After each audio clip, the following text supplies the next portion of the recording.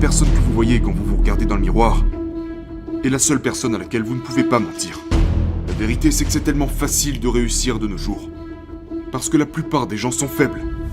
C'est une génération de capricieux. Donc si vous avez la moindre ténacité, la moindre petite habileté, la moindre fraction d'autodiscipline, la capacité de ne pas avoir envie de faire quelque chose et de le faire quand même, les gens ont du mal à comprendre que je puisse détester courir.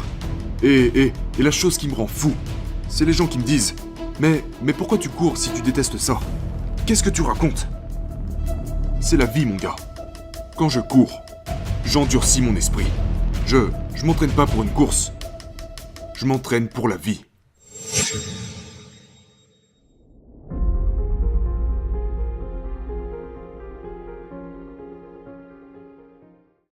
Il a fallu un certain temps pour que j'arrive au point de réaliser qu'il en était trop.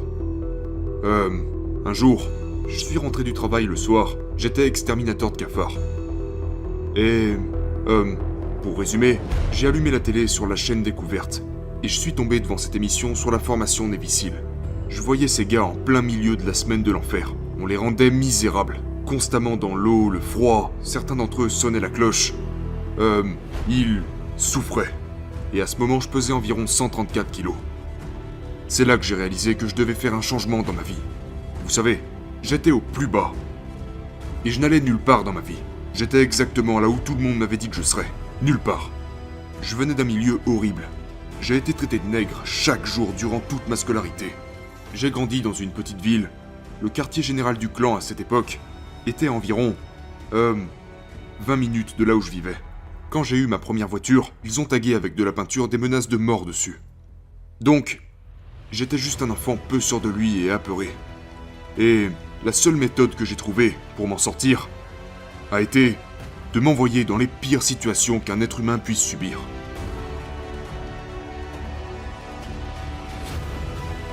Personne ne m'a aidé. Mon père a fait de ma mère une personne tourmentée. À l'époque, elle jonglait avec 3 emplois, donc elle n'était jamais là.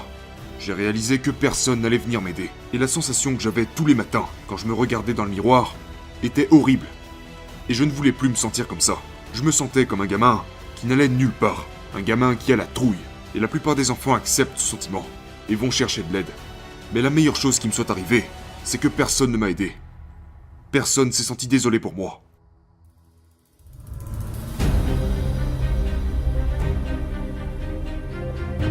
J'ai dû comprendre que je n'allais pas être ce gamin fragile toute ma vie. Donc la seule façon pour moi de changer a été de souffrir. J'ai dû construire cette corne sur mon cerveau de la même manière que j'ai construit de la corne sur mes mains. Donc j'ai battu le record du monde de traction, il y a déjà longtemps. Mais j'ai échoué 2 fois avant d'y arriver. Et j'ai fait 67 000 tractions pour essayer de battre ce record. Donc pour faire 4030 tractions, j'ai dû en faire 67 000 à l'entraînement. Et donc, ce que j'ai réalisé, c'est que pour devenir l'homme que je voulais devenir, je devais me voir comme la personne la plus faible que Dieu n'ait jamais créée. Mais je n'ai jamais blâmé Dieu pour tout ce qu'il m'a fait. Donc je me suis vu comme l'homme le plus faible, pour devenir l'homme le plus dur qui n'ait jamais été créé. Est-ce que je le suis? Je ne sais pas, mais nous devons avoir un but. Et mon but, quand j'étais assis là, sans pouvoir aller à l'école, à me faire maltraiter, n'ayant aucune estime de soi, mais la seule personne qui pouvait changer ça, c'était moi. Et la seule façon que j'ai trouvée pour changer a été de me soumettre aux pires choses possibles qu'un être humain puisse subir. Et c'est cette seule méthode qui m'a permis de développer cet esprit pour faire face à tout ce qui se présente en face de moi, renforcer mon esprit à travers la douleur et la souffrance.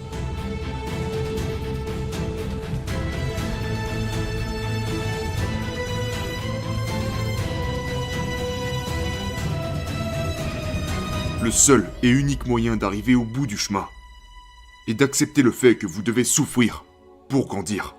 Certaines personnes vivent jusqu'à 100 ans, ont une vie formidable, de magnifiques enfants qui vont à l'université ou je ne sais où, mais quelque part dans leur vie, il y a eu un moment où ils ont eu une décision à prendre. Ils ont eu le choix d'aller à gauche ou à droite. La gauche était la voie facile, la droite était la voie difficile. Beaucoup de gens empruntent la voie facile, et ils ont une belle vie en faisant comme ça. Mais la meilleure vie se trouvait de l'autre côté. Et vous pourriez passer par 20 ans de souffrance en empruntant cette voie. Mais beaucoup d'entre nous meurent sans jamais vraiment avoir commencé notre voyage. Ce n'est que lorsque j'ai commencé à lire mon propre livre, en réalisant à quel point j'étais pathétique, que les choses ont commencé à changer. Je pouvais blâmer beaucoup de gens. Et c'est ce que j'avais tendance à faire. Je rejetais la faute sur tout le monde. Jusqu'au moment où je me suis dit, tu sais quoi, si tu veux vraiment régler le problème, tu dois commencer à chercher ce qui ne va pas chez toi. Arrête de blâmer les autres. Et regarde-toi. Ok, alors j'ai peur.